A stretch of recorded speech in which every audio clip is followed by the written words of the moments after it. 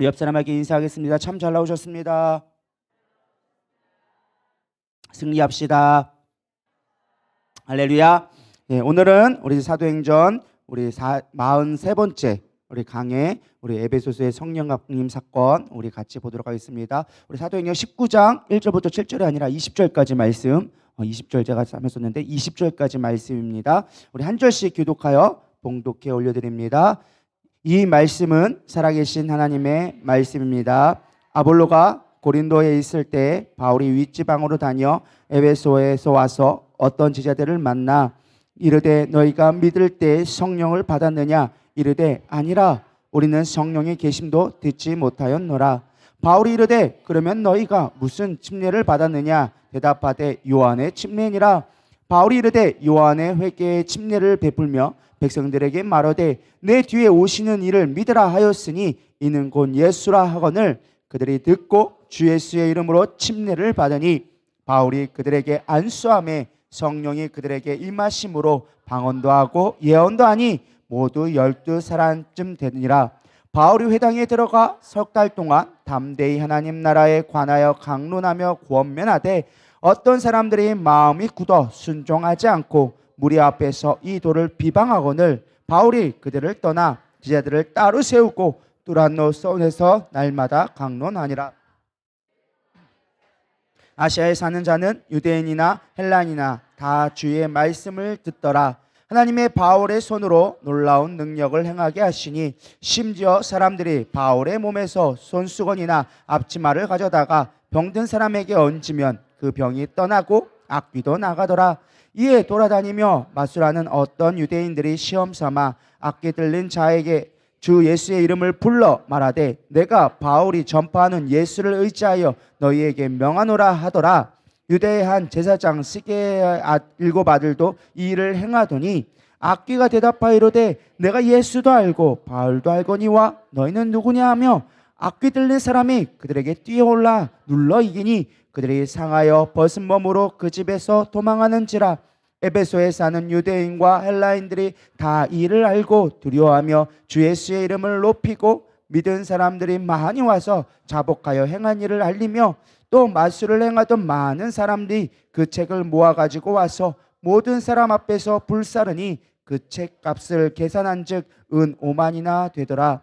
이와 같이 주의 말씀이 힘이 있어 흥왕하여 세력을 얻었느니라. 아멘. 네, 오늘은 사도행전 19장인데요. 바울이 3차 전도 여행을 시작하는 시점이 되어집니다. 하도 오래돼가지고 잘 기억이 안 나죠. 그래가지고 바울이 2차 전도 여행 끝나고서는 에베소에서 이제 그레데 섬에서 삭발을 하고 예루살렘 돌아갔다가 안디옥에 가자마자 또 바로 선교 여행을 떠나게 되는 것이 오늘 19장의 내용입니다. 3차 여행의 시작은 처음에 갔던 게 안디옥에서 출발해서 다소와 이고니온으로 일단은 거쳐가게 되어집니다. 왜냐하면 어차피 가는 길이었고 바울이 가서 처음에 1차와 2차 때 세운 교회였기 때문에 다소 지역과 이고니오 지역을 먼저 둘러보고 잠시 머무르게 되어집니다. 그곳에 오래 있진 않았습니다. 바로 지나가는 것처럼 한번 살펴만 보고 바울은 2차 전도 여행 때 갔었던 지역, 원래 자신이 그토록 세우기 원했던 어디 지역으로 갑니까? 에베소 지역으로 갑니다. 원래 바울이 그토록 세우기 원했던 곳이 에베소 지역이었는데 하나님의 인도하심을 따라서 먼저 저기 데살로니가 지역으로 빌립보 지역으로 먼저 마게도니아 지역으로 먼저 가게 되어지죠. 그리고 나중에 돌아왔는데 거기서 브리스길라와 아굴라를 데리고 에베소로 끌고 와가지고 세워놓고 니들이 교회 이렇게 좀 열심히 하고 있어. 그리고 나는 가게 되어집니다. 사람들이 에베소 사람들이 얘기하죠. 우리에게 조금 더 하나님의 말씀을 가르쳐 주세요. 지금 교회 개척된 지가 얼마 안 됐으니까 이제 조금 더 있어 주세요라고 얘기하지만 바울이 나는 지금 가야 된다. 하나님의 작정한 때가 되었으니까 내가 때가 되면 다시금 돌아오겠다 해가지고 가장 먼저 3차 선교 여행 때 가장 먼저 도착한 것이 에베소라고 볼 수 있습니다. 물론 그 가운데 여러 교회들을 둘러봤지만 가장 오래 있었고 가장 중심적으로 살았던 것이 바로 이 에베소라는 지역입니다. 에베소는요 로마에서 5번째로 큰 도시고 학문이 발달되어졌어요. 지금도 거기 가면 이제 두란노라는 서원 여러분 많이 들어보셨죠? 우리 책도 있고 두란노라 하면은 아 이런 곳이 있구나라고 하니까 서원하면 일단 생각나는 게 뭐예요? 도서관이죠. 서원하니까 도서관 같은 게 생각나잖아요. 당시에 수많은 학문적인 철학적인 도시가 그 박물관이 있었던 곳이 이 에베소라는 지역이에요. 그러니까 고대에 그런 커다란 박물관이 있었다라고 하는 정도면 상당히 학문적으로 높은 곳이었죠. 그러나 그만큼 학문이 높으면 참 웃긴 게 우리가 아덴 지역에서 살펴봤지만 사람이 학문이 높으면 또 뭐도 높아요? 주술성도 높아요. 종교심도 생각보다 강해요. 여러분 그거 아세요? 오히려 똑똑한 사람이 더 미신에 잘 빠진다는 거? 신천지나 이런 데 훨씬 잘 빠지는 게 똑똑한 사람들이 잘 빠지지 우리 같이 약간 좀 띨띨한 사람들은 잘 안 빠져요. 어, 죄송합니다. 여러분들이 띨띨하다는 게 아니고 우리 같이 그렇게 뭔가 이렇게 학문적으로 막 파고들지 않는 사람들은요 별로 잘 빠져들지 않아. 근데 막 빠져들고 막 지식이 있는 사람들이 오히려 더 잘 빠져들어요. 근데 이 에베소라는 지역도 비슷한 지역이었어요. 학문적으로 뛰어나다 보니까 주술적으로도 상당히 많이 영향을 받았던 지역이 에베소 지역이었습니다. 그렇게 주술이 심하고 하나님의 영적으로 어두웠던 지역이 에베소라는 지역이었지만 이 바울을 통하여서 3년 동안 이곳에 복음을 증거함으로 말미암아 제2의 안디옥과 같은 제2의 전초기지 선교지로서 가장 중심이 되는 도시로 성장하게 되어집니다. 나중에 우리 성경의 역사적인 기록을 보면요, 디모데가 26살 때 이제 거기서 이제 목회를 하게 되어지죠. 그래서 바울이 나중에 디모데서를 쓰면서 너의 연수함으로 인하여져서 뭐 두려워하지 말라라고 썼는데 이때가 20대 후반 정도 됐습니다. 이때 에베소에 있던 교인 수가 약 5만여 명이 된다고 얘기합니다. 지금도 5만 명이 넘는 교회가 많지 않아요. 전 세계 봐도. 근데 그 에베소 지역에 믿는 자들의 숫자가 5만 명이 넘을 정도로 엄청나게 부흥의 역사를 이룬 곳이 이 에베소라는 지역입니다. 뿐만 아니라 나중에는 이제 요한과 그의 예수님의 어머니였던 마리아가 그곳에서 목회를 하면서 교회를 더 세워가면서 마지막까지 세워졌던 교회가 이 에베소라는 지역인데 그만큼 부흥이 있었던 교회가 이 에베소 교회였습니다. 저는 오늘 이 에베소라는 곳을 통하여서 우리가 어떻게 하면 부흥을 할 수 있는가, 참된 부흥이 무엇인가를 오늘 본문 말씀을 통해서 여러분들과 같이 나누기를 소망합니다. 여러분 부흥하기 원하시나요? 진짜 원하시나요? 여러분 부흥하면 돈 많이 버는 것만 부흥이 아닙니다. 그런 거로 생각하지 마시고 진짜 영적인 부흥, 하나님의 나라를 소망하며 하나님의 능력을 소유하는 그런 영적인 부흥이 여러분 가운데 있기를 축원합니다. 첫 번째 부흥은 어떻게 이루어지는가? 우리 오늘 본문 말씀을 통해 살펴보면 다 같이 읽어보겠습니다. 시작. 가장 중요한 게 성령 충만이에요. 우리 1절부터 3절까지 다시 한번 읽어보겠습니다. 시작.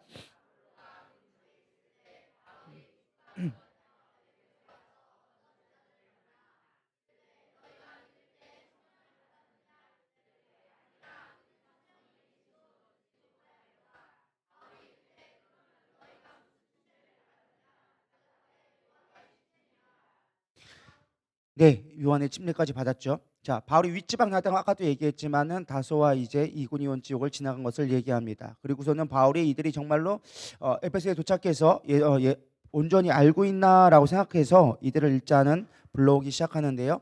2절에 이렇게 얘기합니다. 너희가 믿을 때 성령을 받았느냐라고 물어봐요. 무엇을 물어봐요? 성령이 있음을 물어보게 되어집니다. 오늘날로 말하면 교회 성도들이 교회에 등록을 해서 침례식까지는 다 끝난 상태예요. 침례식을 끝났는데 중요한 건 물어보는 거예요. 성령 받았니? 라고 물어보는 거예요. 이게 뭐 신학적으로 여러 가지 논쟁이 되어집니다.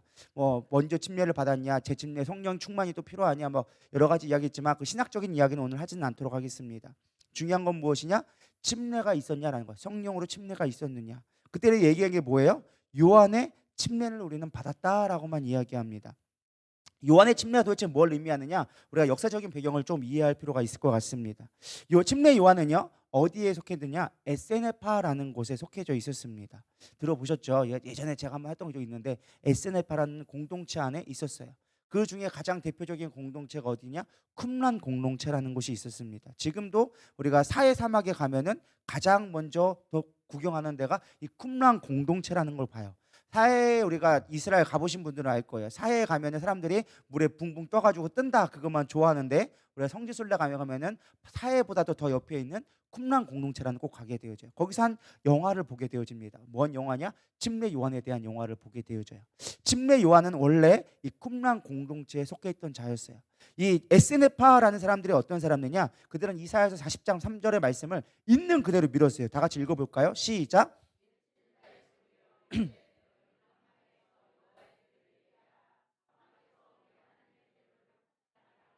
네, 이게 침례요한이 외친 것 같지만 사실 이사야에 나오는 말씀입니다. 근데 이들은 이 말씀을 그대로 외웠어요. 광야에서 여호와의 길을 예비하라. 오실 메시아를 기대하면서 당시 종교적으로 원학적으로 타락하게 되어지고 이 땅에 이제 예루살렘이 이제 로마의 지배를 받으니까 그들 가운데는 메시아에 대한 대망 세상이 있었어요. 우리를 구원해 주실 분이 반드시 오실 것이다. 성경에 그렇게 예언되어져 있고 지금이 그때다라고 믿었고 이들은 철저하게 성령 말씀에 의지하여서 어떻게 보면 바리새인들보다 어떻게 보면 사두개인들보다 더 종교적으로 거룩하기 위해서 특별히 세상과 구별되어져서 광야 속에서 동굴 속에서 지나면서 늘 거룩한 말씀을 묵상하고 그것을 필사하면서 말씀이 내 삶으로 되어지기를 고백하고 늘 성결 예식, 그래서 침례를 통하고 말씀을 암송하는 것들로 거룩하게 구별되어진 삶을 살았던 것이 에세네파라는 거예요. 지금 여러분들이 읽고 있는 성경의 대부분은 다 이때 이 에세네파들이 사회 공동체에서 거기서 말씀을 기록한 것들이 보존되어져서 지금 우리가 성경을 볼 수 있는 거예요.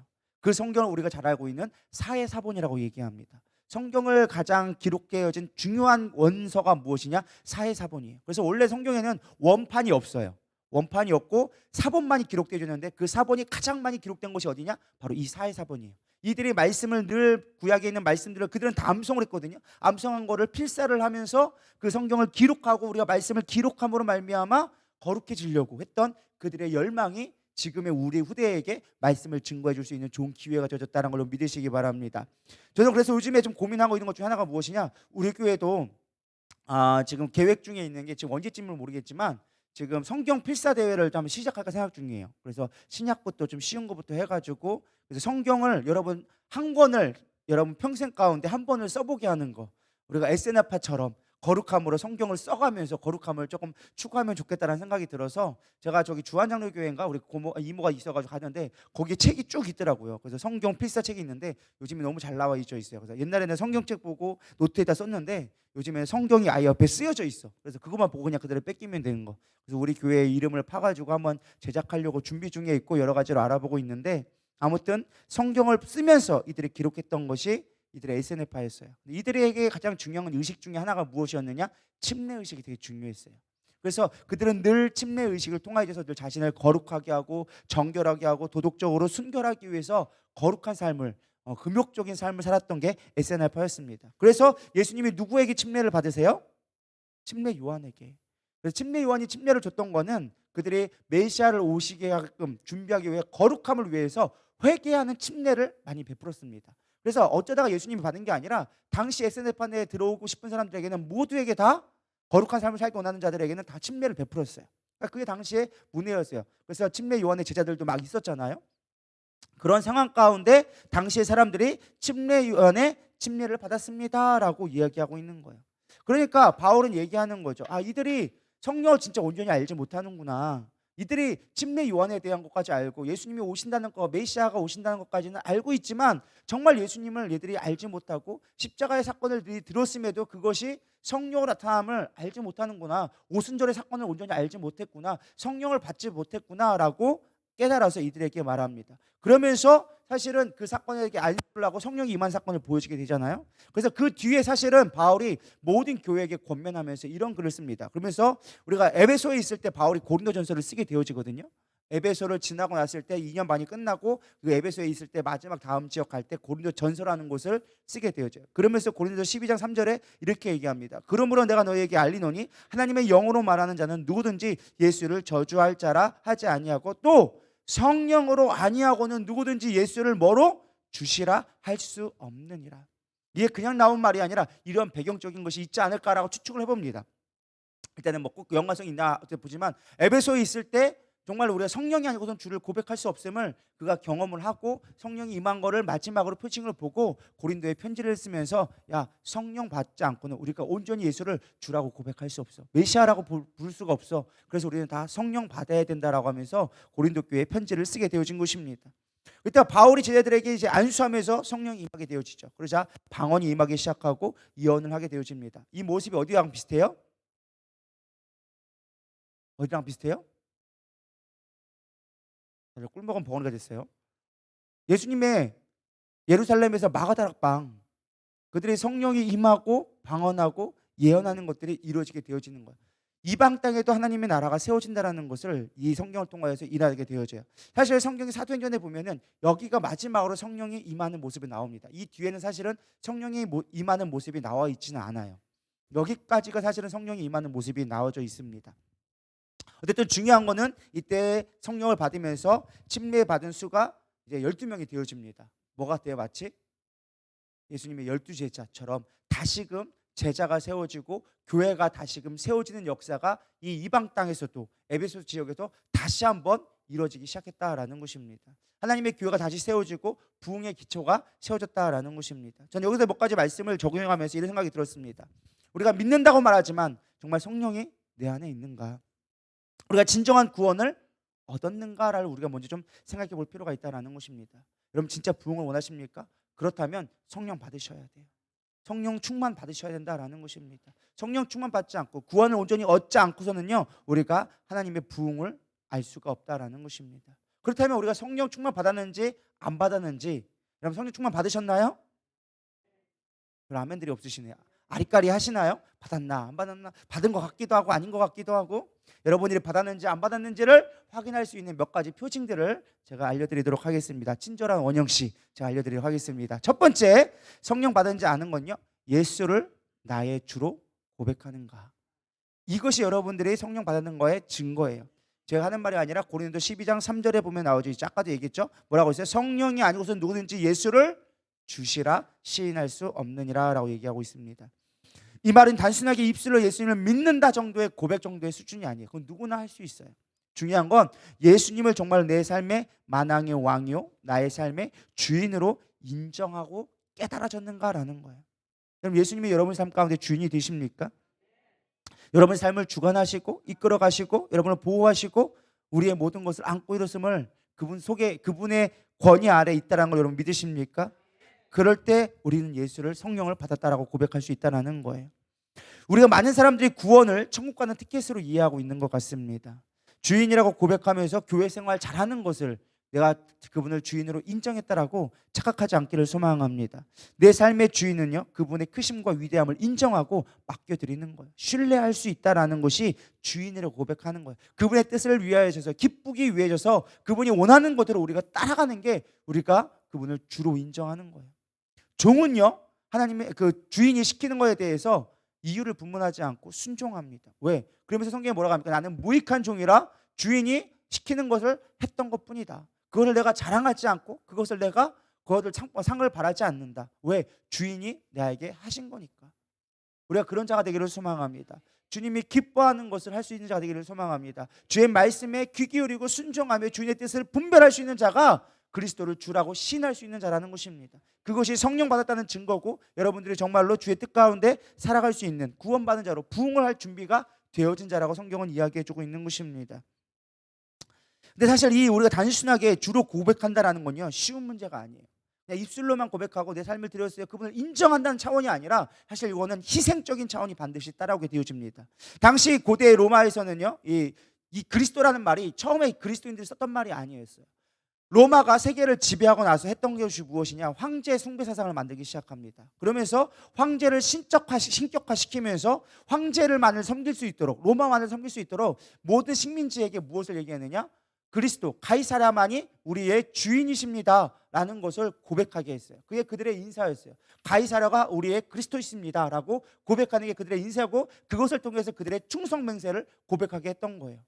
근데 어떤 일이 일어납니까? 예수 믿는 사람들이 일어나서 예수만이 우리의 주인이십니다라고, 예수가 우리의 그리스도이라고 고백하니까 로마에서 핍박이 들어오기 시작한 거죠. 너희들 반역하네? 반란 일으키려는 거 아니야? 왜 황제를 섬기지 않아? 왜 반역하고 그래? 라고 하면서 핍박당했던 거예요. 당시에 예수를 그리스도라고 시인하는 건 목숨을 거는 일이었다라는 것입니다. 단순하게 내가 예수를 믿어요, 주님이 높으셔, 주님 왕이신 거 알아요 라고 하는 수준이 아니라는 거예요. 지금도 우리에게 동일하게 그 말씀은 유효하다 저는 믿습니다. 우리 예수를 주이라고 시인하는 것은요, 그분으로 인하여 내가 목숨을 걸 수 있을 때, 목숨을 걸고 신앙생활하는 게 진짜 예수를 주라고 시인할 수 있다는 거예요.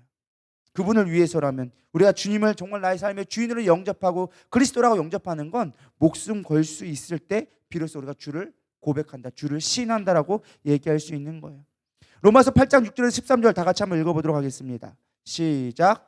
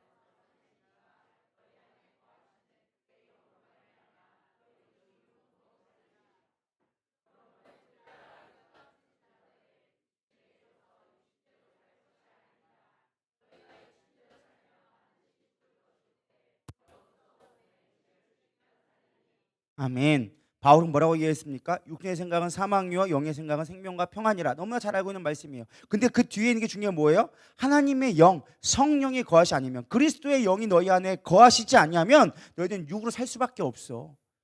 그럼 너희들 그리스도로 주라고 온전히 시인할 수 없다라는 거예요. 주를 시인하느라는 건요, 영으로 산다라는 거예요. 성령에 이끌려서 살아간다는 거예요. 그럴 때 너희들이 살게 되어지고, 육으로 살면 너희들은 반드시 죽게 되어진다라고 성령은 로마서에서 반드시 우리에게 경고해 주고 있습니다. 그럼 영으로 살 수 있는 자가 되기를 소망합니다. 육을 죽일 수 있어야 된다는 거예요. 내 생각, 육신의 생각들을 죽일 수 있어야 된다는 거예요. 그래야 영이 살기 시작하고, 그래야 내가 주님 앞에 속한 자가 되어줄 수 있고, 주님의 뜻 가운데 성령의 충만함으로 말미암아 살아갈 수 있다라고 우리에게 권면해 준다라는 것입니다. 단순하게 내가 예수를 주로 안다라고 입술로 시인하는 수준이 아니라는 거예요. 바울은 우리에게 분명하게 얘기해 주고 있어요. 너희들이 육으로 살면 죽게 되어진다. 영으로 사는 자가, 예수를 주라고 시인하는 자는 육신을 죽이고, 영으로 사는 자가 예수를 구주라고 시인하게 되어지는 것이다. 할렐루야. 이렇게 되기를 축원합니다. 두 번째, 우리가 어떻게 하면 성령 충만한지 알 수 있느냐? 말씀이 믿어지면 우리가 성령 충만한 거다라는 걸 알 수 있다라는 것입니다. 히브리서 11장 3절 다 같이 읽어보겠습니다. 시작.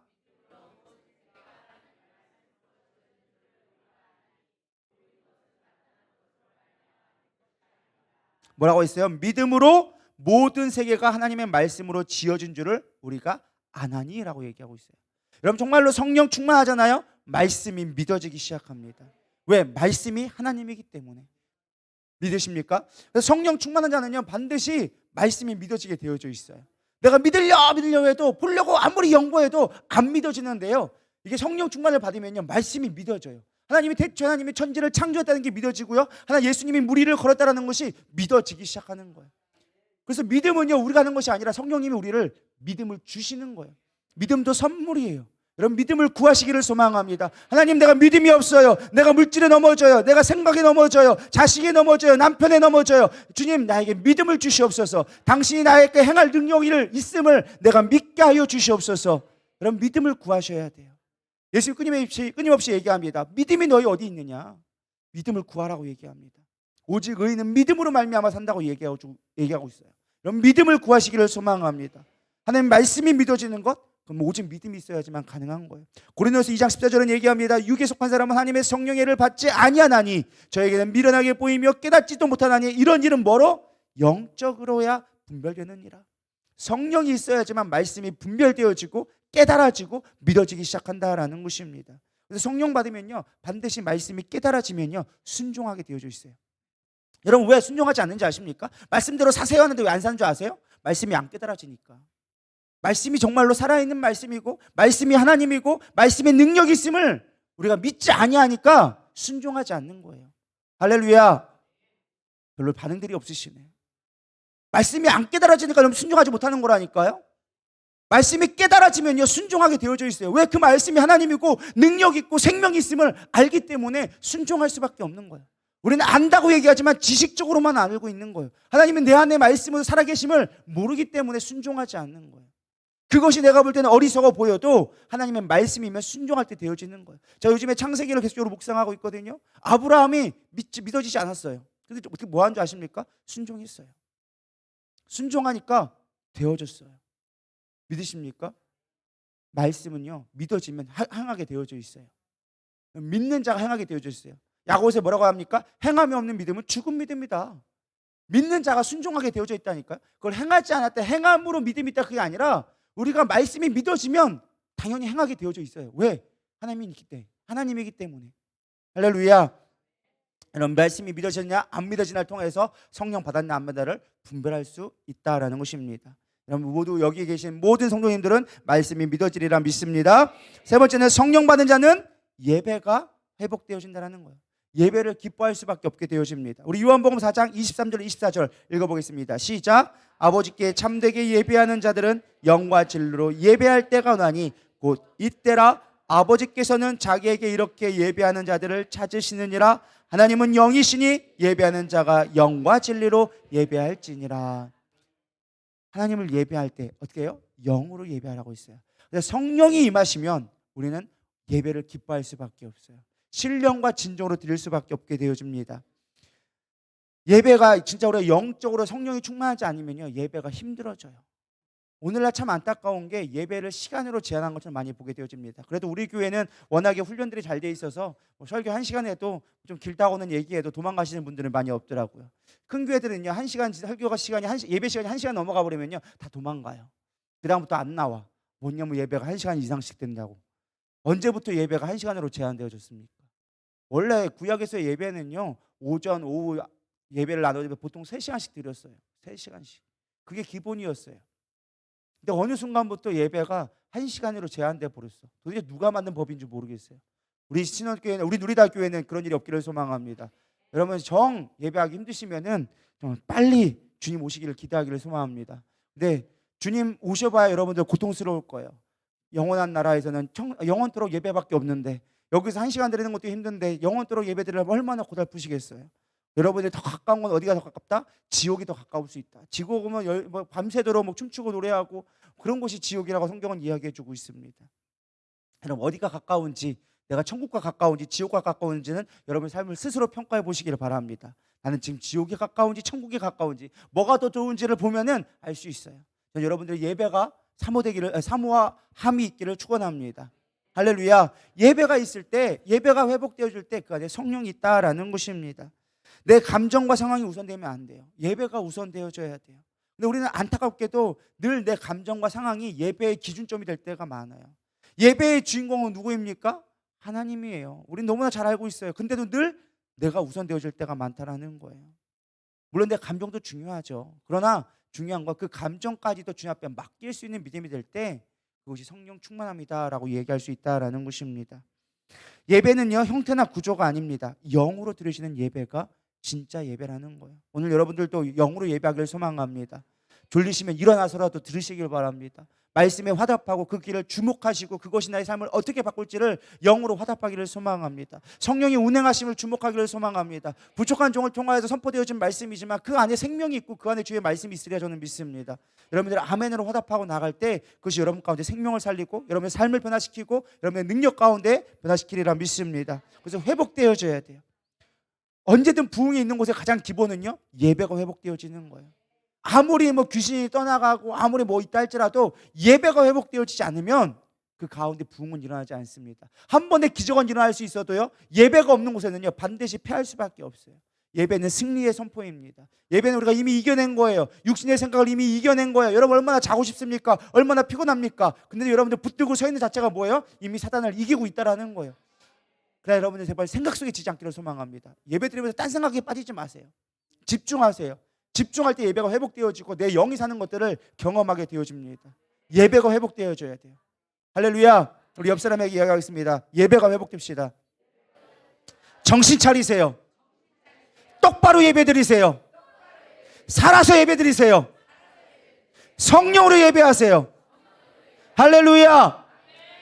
제가 지난번에 선교를 갔다 왔잖아요. 우리 김용래 선교사님한테 배운 것 중에 하나가, 김용래 선교사 참 본받을 점이 무엇이냐, 그 사실 예배 환경이 우리보다 너무 좋지는 못해요. 근데도 불구하고 우리가 처음 가자마자 혼났어. 혼난 이유가 무엇이냐, 왜 예배하는데 움직이냐고, 왜 예배하는데 장난치고 있냐고. 그거 갖고 우리 애들 다 혼났어. 다 혼났어. 울고불고 난리 났었죠. 근데 그거 맞는 말이에요. 우리가 예배에 너무 가볍게 여길 때가 많은 것 같아요. 예배에 여러분 두려워할 수 있어야 돼요. 이곳 하는 예배 하나님의 성령님이 운행하시고 우리의 주인이신 분이 왔다고 한다면 우리 그분 앞에서 무릎 꿇고 온전히 경배할 수 있어요. 주인이 왔는데 와가지고 그 앞에서 떠들고 있고 장난치고 있고 딴 생각하고 있고 주인이 뭐 얘기하는데도 듣고 있지 않다. 우리는 잘못된 거예요.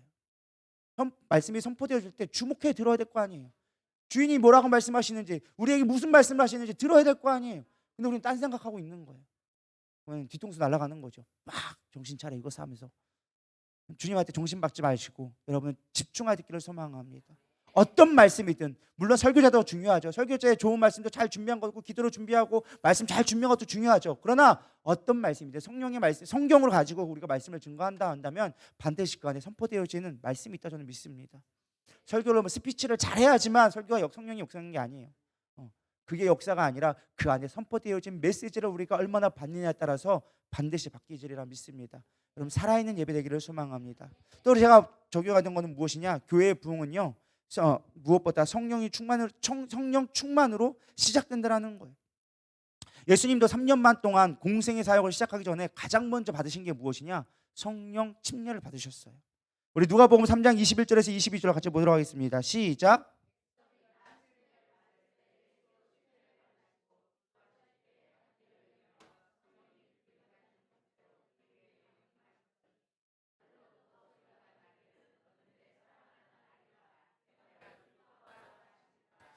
우리 가운데 가장 바꿔야 될 태도 중에 하나가 무엇이냐? 성령 없이 무언가 하려는 태도를 우리는 빨리 버릴 수 있기를 축원합니다. 예수님은 하나님의 본체이자 독생자셨어요. 그럼에도 불구하고 그분의 사역의 시작은 성령 침례를 받음으로 시작되어졌다라는 것입니다. 그냥 듣기 좋으라고 하는 말이 아니라 우리가 성령 충만함으로 모든 일이 결정되어지고 이루어지기를 소망합니다. 예배 드릴 때도, 전도할 때도, 묵상할 때도, 기도할 때도, 회의할 때도 여러분 성령님을 초청하고 의지하기를 축원합니다. 성령이 주시는 감동과 능력을 해야지 문제가 없어요. 근데 인간적인 생각이 앞서고 내 경험이 앞서면요 일은 될 수도 있어요. 그런데 반드시 그로 인하여져서 진정한 부흥은 볼 수가 없어요. 사람은 만족시킬 수 있고 우리가 어떤 시스템들은 만들어갈 수 있지만 영적인 만족들을 누릴 수가 없다라는 거예요. 왜? 성령이 역사하지 않았기 때문에. 우리의 모든 일들은 뭐로 해야 된다고요? 성령으로 시작되어져야 된다라는 것입니다.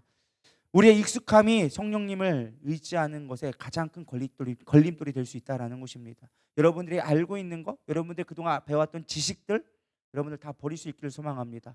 어린아이처럼 아무것도 모르는 어린아이처럼 늘 물어볼 수 있어야 돼요. 사소한 것도 물어볼 수 있어야 돼요. 저도 사실은 그걸 하려고 하지만 잘 안 돼요. 안 되기 때문에 여러분과 제가 부탁드리는 거예요. 늘 물어보시기를 소망합니다. 아는 거라도 물어보세요. 아는 것도 물어보세요. 어린이집 가면서 제가 아이들에게 배우는 건 뭐냐? 어린이집은요 아이들이 갈 때 화장실 갈 때도 물어봐요. 걔들이 몰라서 물어볼까요? 아는 거예요. 허가를 받는 거예요. 걔들이 화장실 갈 줄 몰라서 하는 게 아니라 나 화장실 가고 싶어요 라고 말하는 게 허가를 받는 거예요. 우리가 주님의 이해를 해야 될까요? 안 해야 될까를 허가를 받기를 소망합니다. 그냥 내가 안다고 질러버리고 하나님 책임져 주세요 하는 것이 아니라 허가를 받고 했으면 좋겠습니다. 우리는 허가받지 않은 일들을 너무 많아. 그래 놓고 주님 보고 책임져 달래. 항상 그럴 때가 너무 많아. 내가 저질러 놓고 똥은 내가 싸놓고 주님 보고 치워달래. 이거 얼마나 안타깝지 않나요? 우리 주님 앞에 맡길 수 있기를 소망합니다. 주님의 허가를 받고 일할 수 있기를 소망합니다. 저도 박사학위를 가졌지만 학위가 목회를 보장해 주지 않습니다. 성령이 일할 때 우리의 일들이 보장되어진다는 것입니다. 그래서 누리다의 목자들과 재직들과 리더들, 주일학교 교사들이 성령 충만하기를 소망합니다. 매주 토요일마다 항중식 기도회가 열리고 있다고 합니다. 여러분들 더 기도하기를 소망합니다. 주나이트가 부흥을 위해서 매일마다 모여서 기도하고 있습니다. 여러분 기도해 주시고요. 지금 새벽 기도가 있는데 안타까운 건 우리 성도님들이 많이 관심이 아직까지는 부족한 것 같아요. 물론 큰 교회들도 그렇고 요즘에 뭐 새벽 기도가 쉽지 않다고 하지만 그럼 새벽 기도에 승리할 수 있는 자가 되기를 소망합니다. 꼭 나오지 못한다 할지라도 매주 못 나온다 할지라도 일주일에 한두 번씩은 나와서 할 수 있더라고요. 저도 새벽 5시에 일어나서 준비하고 나와서 여기 새벽 예배 드리고 7시에 가서 수영하고 할 거 다 합니다. 지금 5시에 깨서 지금까지 깨어있고 다 합니다. 여러분 힘들지만 다 할 수 있더라고요. 되더라고요. 저녁에 좀 일찍 자고 피로회복제 먹으면 견딜만 하고 적응도 됩니다. 여러분은 다 하실 수 있으니까요. 기도하고 무엇보다 누리다교회가 기도함으로 말미암아 성령의 뜻을 구할 수 있는 저와 여러분 되기를 소망합니다. 육신은 힘들어요. 솔직히 저도 피곤해요. 근데 기도하니까 영으로 회복되는 걸 여러분 경험하게 되어집니다. 꼭 새벽 기도가 아니어도 여러분들이 있는 곳에 기도처를 무엇보다 세우기를 소망합니다. 우리 지난번에 영화 워룸 봤잖아요. 워룸이 뭐예요? 여러분 집에 기도처를 만들라고요. 기도방을 만들라고요. 워룸 보고 좋은 영화야 하지 말고 좋은 영화로 끝나지 말고 여러분 삶 가운데 기도처를 만드시기를 바랍니다. 여러분 직장이든 여러분 집이든 어디든 기도하는 자리를 꼭 만들어 놓으세요. 어떤 사람 정 안 될 것 같으면 화장실에 앉아서 볼일 볼 때마다 또 기도해 보세요. 저는 거기가 기도가 잘 되더라고 생각보다 집중하기 좋고 핸드폰 보고 있고 딴 거 하지 말고 그럼 집중할 수 있는 거 찾아요. 그래도 뭐 화장실을 제가 그냥 비유로 든 거지만 여러분이 있을 만한 곳에 항상 있는 곳에 눈 떴을 때 여러분 침대 자리 참 좋은 것 같아요. 눈 뜨자마자 그곳에서 그냥 앉아서 기도하고 시작했으면 좋겠습니다. 그래서 여러분이 항상 늘 물어볼 수 있는 기도의 자리를 세우기를 소망합니다. 두 번째, 제자를 세움으로 교회는 부흥된다라는 것입니다. 에베소 교회의 특징은 무엇이었느냐? 제자를 세웠다라는 것입니다. 8절부터 10절 보도록 하겠습니다. 시작.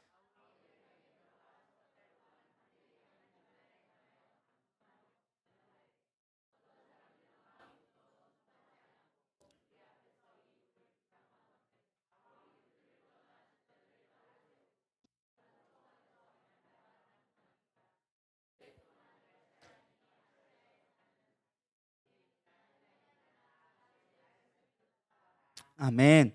놀라운 부흥이 일어나죠. 유대인이나 헬라인이나 아시아에 사는 모든 자들이 다 주의 말씀을 듣더라. 엄청난 부흥이 일어났어요. 어떻게 일어났느냐? 그 원리가 무엇이냐? 제자를 세웠다라는 거예요. 그냥 제자를 세운 게 아니라 순종하는 제자를 세웠다라는 것입니다. 교회의 부흥의 두 번째 원리는 무엇이냐? 제자예요. 제자. 그것도 그냥 제자가 아니라 말씀에 순종할 수 있는 제자를 세우라라는 것입니다. 2000년 전이나 지금이나 동일합니다. 교회를 세우는 건 제자된 자가 교회를 세웁니다. 중요한 건 무엇이냐? 순종된 일꾼이 교회를 세운다라는 거예요. 교회 안에도요, 영적인 분위기가 있어요. 교회를 위하는 척하면서 모든 일에 사사건건 반대 아닌 반대자들이 반드시 있습니다. 그런 자들로 인하여서 교회가 세워지지 않아요. 교회의 부흥은요, 옳고 그름으로 교회가 세워지는 것이 아닙니다. 교회는 순종되어지는 자를 통해서 교회가 세워집니다. 여기 본 말씀에 나와 있죠. 뭐라고 합니까? 말씀을 전하는데 어떤 사람들은 마음이 굳어 순종하지 않고, 마음이 굳어서 순종하지 않은 거예요. 반대자들은요, 마음이 굳어 있다라는 거예요. 그러면서 도를 비방하거든 말씀에 따르지 않는 거예요. 교회는요, 무엇보다 중요한 게 무엇이냐? 불평하고 비난하고 안 좋은 것들 이야기하는 사람과 구별될 수 있어야 돼요. 교회는요, 되는 것만을 말할 수 있어야 된다라는 것입니다. 옳은 것이 아니라 되는 것을 선포할 수 있는 여러분 믿음 되기를 소망합니다. 여러분 입 밖에 말을 끊을 때는요, 생각해보고 그것이 믿음으로 하는 소리인지 내 의를 드러내기 위한 것인지를 늘 고민해 봐야 한다라는 것입니다. 문제를 발견하고 찾아내는 거 분명히 필요해요. 그러나 그 해결점이 없다면 여러분은 샷다마우스 해야 돼요. 입을 다물 수 있어야 돼요. 해답이 없는 문제는요, 아무 도움이 안 돼요. 혼란만 줘요. 교회를 분열케 만들어요. 비방하게 되어져요. 정죄하게 되어져요. 사단의 도구가 될 수밖에 없어요. 반드시 우리가 해야 될 건 무엇이냐? 문제를 가져와야 돼요. 그래서 기도해야 돼요. 주님 앞에 구해야 돼요. 주님, 이 문제를 어떻게 될까요? 사도행전에 문제가 생겼어요. 굳지 않은 것 때문에 문제가 생겼어요. 하나님을 위해서 하는 일이에요. 다 옳은 일이에요. 근데 뭐 했습니까? 그들은 먼저 기도부터 시작했어요. 하나님의 뜻을 구했어요. 그리고 문제점이 나오니까 그 불만한 사람들에게 리더십을 세우고 니들이 그럼 주관해서 해라. 우리는 도와줄게. 너희들이 뜻대로 살게. 그러면서 교회를 세우고 집사를 세워서 그 집사들로 말미암아 교회가 운영되어지게 했다라는 거예요. 문제가 해결될 답을 성령으로부터 답을 얻지 못했다면 여러분 이야기하지 마세요. 그거는 교회를 세우는 게 아니에요. 내가 의로운 척 교회를 세우는 척 하지만 답이 없는 비난은요, 하지 않는 게 정답이라는 것입니다. 여러분 내가 하면 될 것 같죠? 안 돼요. 또 무엇보다 헌신이 있어야 된다는 것입니다. 나는 하지 않으면서 남들에게 해달라고 얘기하는 건 잘못된 거예요. 나는 헌신하지 않으면서 저 사람 왜 안 해? 왜 우리 교회는 섬김이 없어? 우리 교회는 사랑하지 않아? 왜 우리 교회는 제대로 돌보지 않아? 여러분들이 섬기세요. 여러분들이 관리해주고 여러분들이 챙겨보세요. 할렐루야. 챙겨주지 않고 받으려고만 하니까 다 보이는 거예요. 내가 먼저 섬겨주라니까요. 그런 얘기 나오나 안 나오나? 안 하니까 그 말만 할 수 있는 거예요. 하는 사람이 말할 수 있기를 소망합니다. 하고선 얘기해서 그 다음에 안 되면 그 다음에 얘기하세요. 그럼 같이 이야기하고 같이 고민해서 풀어갈 문제니까. 부정은요, 나만 죽는 것이 아니라 그 말을 듣는 모든 사람을 죽이는 거예요. 나만 하는 것 같지만 그렇지 않더라는 거예요. 우리는 되는 말만 했으면 좋겠습니다. 축복하는 말만 했으면 좋겠습니다. 축복하기도 바쁜데 왜 이렇게 비난합니까? 축복하는 자가 됐으면 좋겠습니다. 제가 느낀 게 그거예요. 요즘에 없다 하니까 진짜 없어지더라고요. 여러분 있다 하기를 소망합니다. 된다 하기를 소망합니다. 우리의 말에는요, 권세가 있어요. 말하는 대로 되게 되어져 있어요. 할렐루야. 여러분 말하는 대로 될 수 있는 선포 능력 있기를 소망합니다. 된다 하세요. 상황은 아닌 거 알아요. 마음으로는 아닌 거 알고 있어요. 그래도 된다고 선포하세요. 왜? 입술의 열매를 하나님이 거두신다고 하였으니까. 입술로 선포하세요. 그럼 되어지는 거예요. 제가 간증을 할까요? 지난 토요일 날 하길사를 했어요. 근데 다들 그때 반이 좀 영적으로 많이 다 눌려 있었어. 그러니까 다들 하는 얘기가 불만들만 나오기 시작하는 거예요. 힘든 것만 얘기하기 시작하는 거예요. 물론 위로해주고 말씀으로 잘 맞췄어요. 중요한 건 그 다음이 문제였어요. 그 영적인 어둠이 저를 눌러지기 시작하는데 제 한 주 동안 어떤 일이 있었냐면요, 모든 게 짜증나고 미워지고 원망되고 불평하고 낙심된 일들이 저를 짓누르기 시작하는 거예요. 미쳐버리겠는 거예요. 이게 아닌데 하면서도 저를 짓누르기 시작하는데 어찌 할 수가 없는 거예요. 아, 부정이 이렇게 큰 거구나. 그 사람이 분명 힘들어서 기도해달라고 한 얘기긴 하지만 그 이야기가 몇 명이 같이 얘기하니까 힘을 얻어서 저를 누르기 시작하는데 와, 미쳐버리겠는 거야. 이거는 어떻게 밥이 없는 거야. 아, 이게 한 사람의 말이 정말 중요한 거구나. 여러분 내가 힘들 때는요, 그냥 기도 부탁을 하세요. 그걸 주저리 얘기해봐야 너도 죽고 나도 죽는 거예요. 같이 물에 빠져 죽는 거예요. 할렐루야. 그때는 기도하는 거예요. 침묵하고 기도하셔야 돼요. 제가 보니까요, 아브라함이 이삭을 바치라 할 때 사실 하나님을 원만한 얼마나 원망스럽겠습니까? 줄 때는 언제 왜 또 달라 그래? 아마 그럴 것 같아요. 근데 중요한 건요, 아브라함이 믿음의 조상이 될 수 있었던 거는요, 그가 침묵했다는 거예요. 하나님이 명령합니다. 너의 이삭을 바쳐라. 아니 지금요? 라고 원망하지 않았어요. 딱 침묵하고 사라한테도 이야기하지 않았습니다. 자기가 가장 믿었던 종에게도 이야기하지 않습니다. 종에게 얘기합니다. 짐 싸라. 아들한테 얘기합니다. 같이 가자. 오늘 제사 드리러 가야 한다. 그리고 한마디도 하지 않았어요. 3일이란 길을 가는데 아들한테도 얘기하지 않았어요. 종한테도 얘기하지 않았어요. 사라한테 간다고 제사 드리러 간다고 하면서 아무 얘기하지 않았어요. 그리고 3일 동안 그걸 걸어갑니다. 아들이 이삭이 눈치챈 거예요. 뭔가 이상한 거야. 분명히 재물이 있어야 되는데 양이 있어야 되는데 양이 안 끌고 가거든. 이상하니까 걔도 나이는 먹었으니까 눈치는 있으니까 물어본 거죠. 아버지, 제사 드릴 양은 어디 있습니까? 그때 침묵합니다. 뭐라고 얘기합니까? 하나님이 준비해 주실 거야. 아브라함은 뭘 기도했을까요? 그 3일 동안? 아마 끊임없는 아마 소리가 나왔을 거예요. 끊임없는 아마 하나님의 원망이 있었을 거예요. 끊임없이 하나님과 싸움하고 있었을 거예요. 근데 그 가운데 뭐 했습니까? 하나님이 함께 해주실 거야. 하나님 반드시 이루어 주실 거야. 침묵하면서 그 시간들을 견뎌냈어요. 그래서 하나님께서 그 시간의 마지막 가운데 그 양을 준비해 주신 거예요. 여호와 이레가 거기서 준비되어지는 거예요. 여러분 하나님의 일을 보기 원하십니까? 하나님 일하시는 걸 보기 원하십니까? 침묵하세요. 내 의보다 내 말보다 더 중요한 게 하나님의 뜻이에요.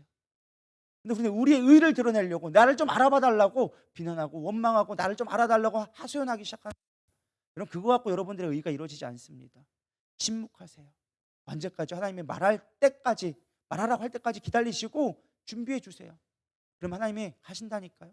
예수님이 십자가를 지고 가실 때 침묵하며 그 길을 걸어가셨어요. 왜? 하나님 앞에 이미 맡겼기 때문에. 할렐루야. 침묵은 하나님 앞에 맡긴다는 표시예요. 침묵이 그래서 무서운 거예요. 근데 내 말로 주저리주저리 떠는 건요, 내가 하겠다는 뜻이에요. 여러분 주님 앞에 맡기시겠습니까? 여러분이 하시겠습니까? 답은 참 쉽죠. 하나님 앞에 맡기는 거. 근데 그 안에 얼마나 많은 침묵 가운데 수만 마디의 말보다 더 많은 말이 그 안에 숨겨져 있어요. 여러분 내 마음에 있는 속삭이는 있는 이야기까지도 주님 앞에 맡길 수 있는 저런 되기를 소망합니다. 그럴 때 교회는 부흥되는 거예요. 교회는 그냥 부흥되지 않아요. 그런 침묵 가운데, 그런 헌신 가운데 하나님 앞에 맡길 때 하나님의 부흥의 역사를 일으키기 시작한다라는 것입니다. 영적인 흐름들을 끊어버릴 수 있어야 된다는 거예요. 교회 부흥하려면 반드시 영적인 흐름을 끊어버릴 수 있어요. 부정의 영, 비난의 영, 정죄의 영, 이런 것들 끊어버려야 된다는 것입니다. 우리는 성별되어져야 돼요. 할렐루야. 여러분 가운데 그 있기를 소망합니다. 끊어버릴 수 있기를 소망합니다. 세 번째, 교회 부흥은 언제 오느냐? 영적인 전쟁에서 승리할 때 교회 부흥이 임한다라는 것입니다. 11절 12절 읽어보겠습니다. 시작.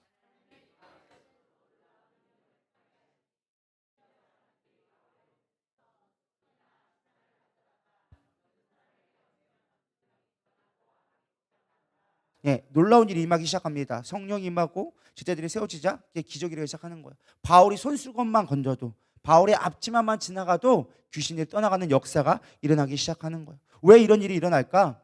왜 이런 일이 일어날까? 이건 하나님 나라의 표징이라는 거예요.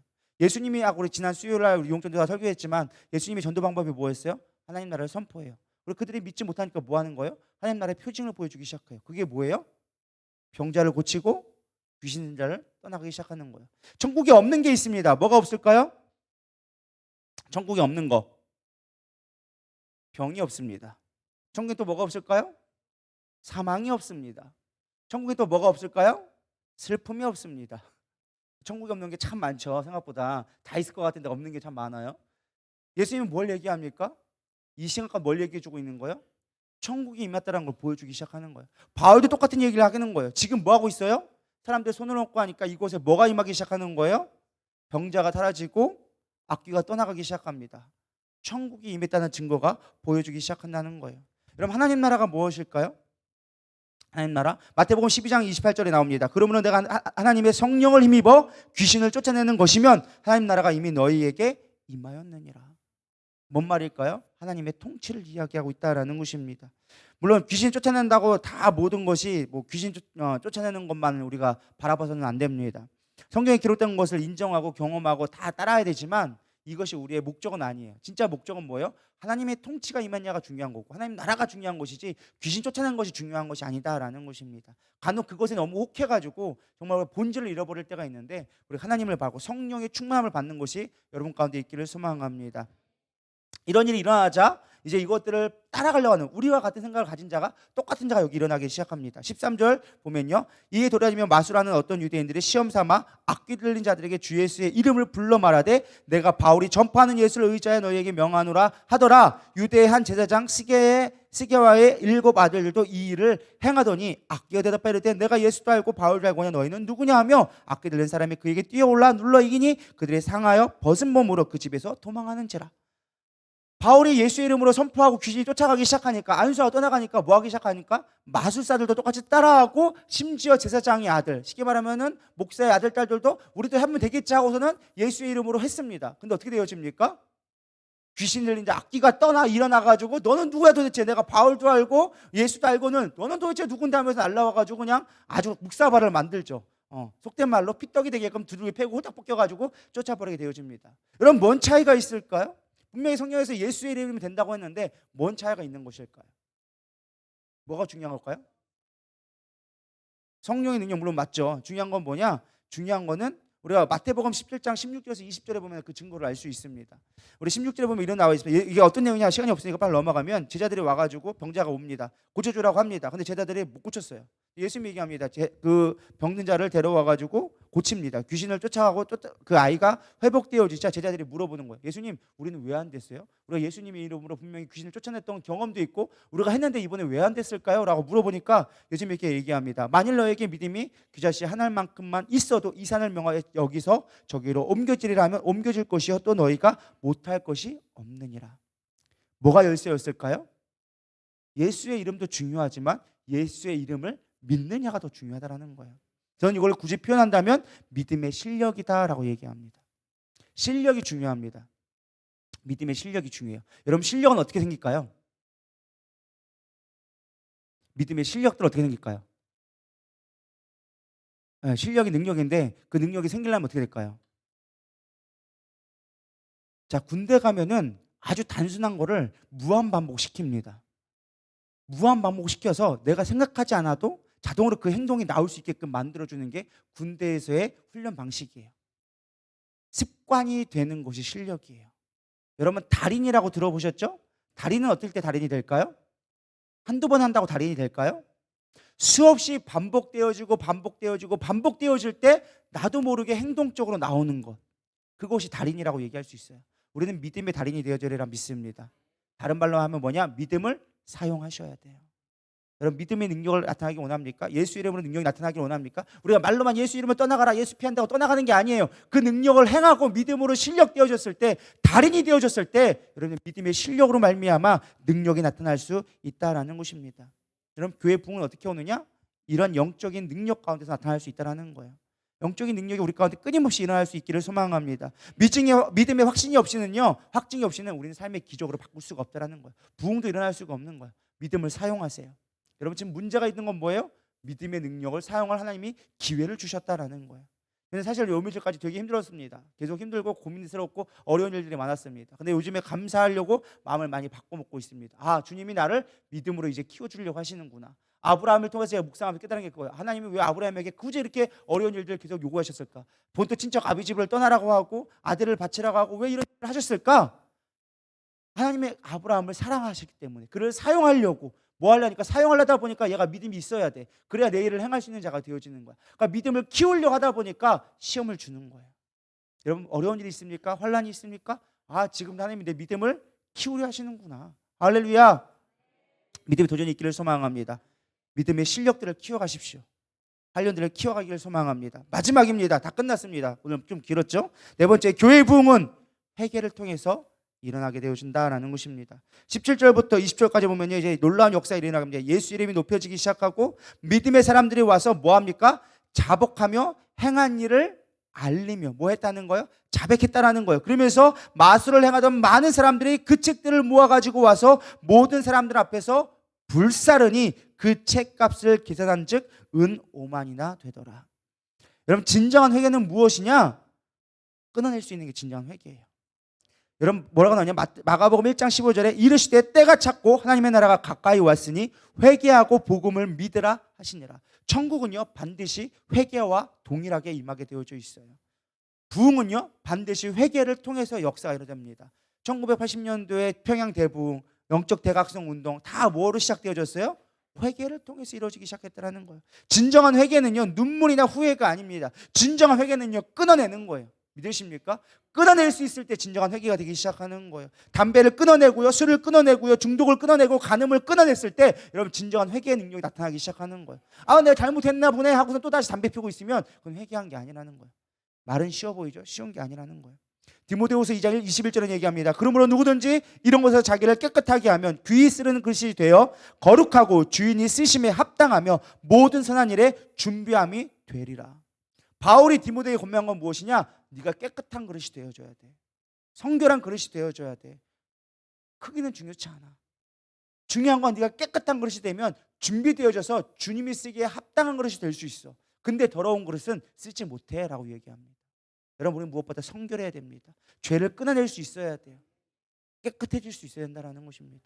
그럴 때 주님의 부흥의 역사가 일어나기 시작하는 거예요. 당시의 책은요 굉장히 고가였습니다. 은 5만이면 얼마냐? 그때 당시 한 드라크마가 은 한 냥이었어요. 오늘로 말하면 한 10만 원, 15만 원 정도 되는 금액이에요. 뭐 요즘은 물가가 많이 올라서 한 20만 원 된다고 치면요, 쉽게 말하면 그 책값에 같지만 1,000억이 넘는 금액이에요. 1,000억. 어마어마한 금액이에요. 1,000억이 넘는 금액을 불살라 버렸어요. 여러분, 회개는요 이러한 결단이 있어야 되는 거예요. 조금 손해보는 거 두려워해서 회개하지 못하면요 하나님의 성령의 역사가 일어날 수가 없어요. 손해를 감당하고도 내가 끊어낼 수 있을 때 여러분 그 가치가 크면 클수록요 우리는 다시금 그 일 하지 않습니다. 우리가 가치를 너무 적게 여기니까 회개에 대한 거를 별로 주의 여기지 않아. 그냥 눈물로 한번 회개하고 잘못했어요 하고 끝나. 그럼 회개가 일어나지 않아. 여러분, 회개하면 반드시 회개 예물을 드리세요. 많이 드리세요. 여러분, 제가 돈을 받아서 그런 게 아니라 회개의 가치가 예물이 큰 만큼 여러분 다시는 그 죄를 짓지 않습니다.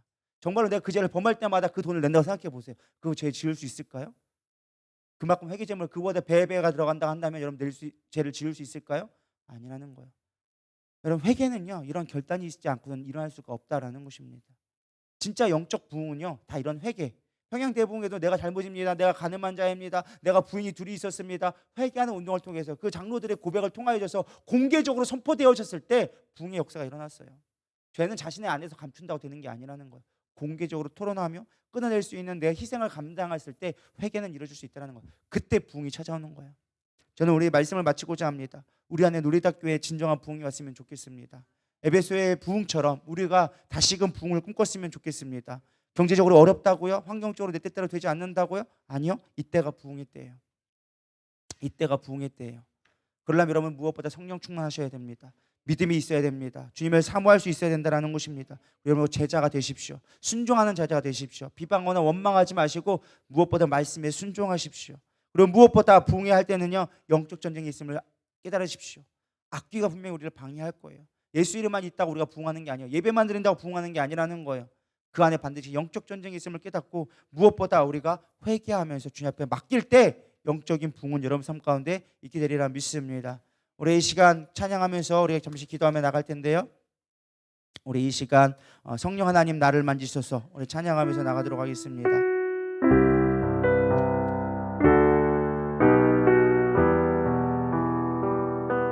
성령 하나님 나를 만지소서 사망 깨어져 지친 나를 새롭게 하소서. 성령의 바람 시들은 내 영 살리소서. 성령 하나님 성령 하나님 이 땅 고치소서. 죄악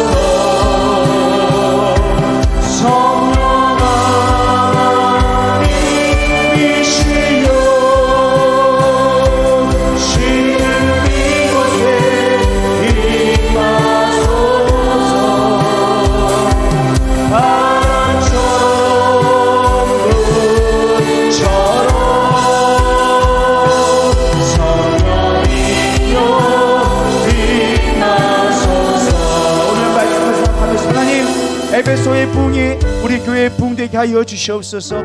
성령의 능력이 우리 가운데 다시금 임하게 하여 주시옵시고, 무엇보다 우리가 자복하며 회개하며 나가게 하여 주시옵시고, 영적 전쟁에 승리함으로 말미암아 하나님의 나라를 세워가며 우리 지역에 있는 복음화에 있어서 앞장설 수 있는 우리의 누리다 교회 되게 하여 주시옵소서. 깨어지게 하여 주시옵소서. 머물러 있지 않게 하여 주시옵소서. 환경에 지배당하지 않게 하여 주시옵소서. 우리 안에 다시금 불타오른 열정들이 회복되게 하여 주시옵시고, 행하는 믿음으로 주 앞에 나아가게 하여 주시옵소서. 우리 고백하는 마음으로 주여 세 번 부르며 간절히 기도하며 나가도록 하겠습니다. 기도하십시다. 주여, 주여, 주여.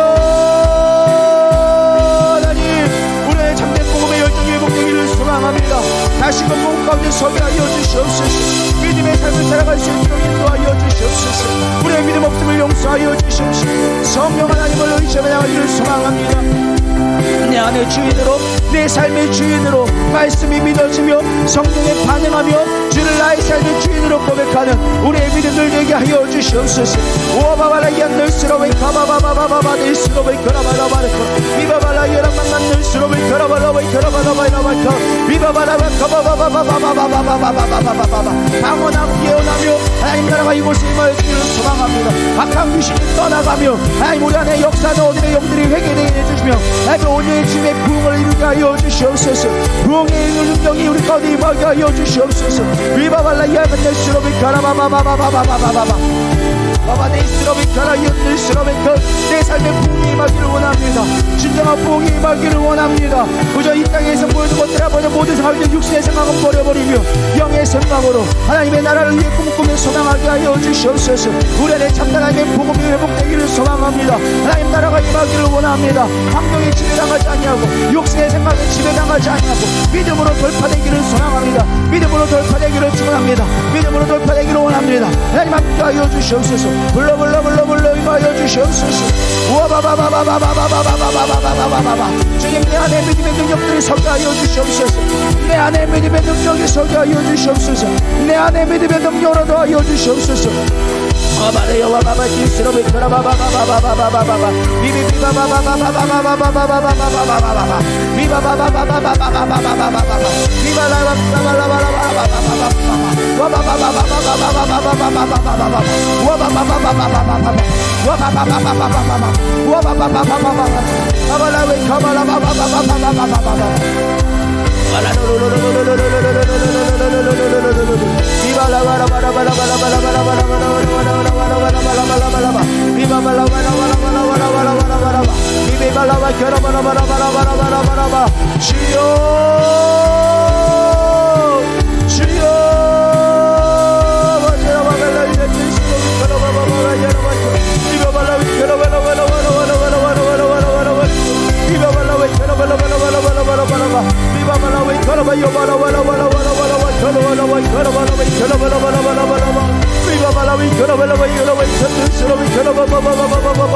하나님의 진정한 부흥이 있기를 원하나이다. 우리 안에 다시금 부흥을 보기를 원하나이다. 하나님 우리는 두렵습니다. 우리는 염려합니다. 우리는 낙담합니다. 자장하고 비관합니다. 아버지라 왜 가라바라 왜 주님의 문을 돌파되게 하여 주시옵소서.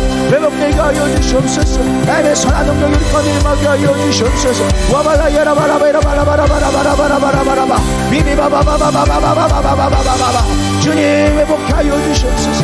예배가 회복되게 하여 주시옵시고 우리의 기도가 다시 회복되게 하여 주시옵소서. 비발라 야발라 야바발라 야라바라바바바바 예배가 회복되어지고 예배가 아버지 거룩하게 회복되어지고 하나님 나가게 하여 주시옵소서. 와바 기도가 회복되기를 소망합니다. 우리가 다시금 부흥의 물들이 타오르기를 원하나이다. 와발라 야라바바 네이스로베 카라발라바바바바바바바바바 삶의 아버지 함몰되지 않게 하여 주시옵소서. 세상에 함몰되지 아니하며 하나님의 나라를 꿈꾸며 소망하며 나가게 하여 주시옵소서. 전진하게 하여 주시옵소서. 믿음으로 나가게 하여 주시옵소서. 무릎 꿇지 않게 하여 주시옵소서. 라레 날스러베 라레 날스러베 바바바바 우와발라 야라 날스러베 라레 날스러베 바바바바바바바바 나의 힘으로 할 수 없나이다. 주님 나의 능으로 할 수 없나이다. 주여 역사하여 주시옵소서.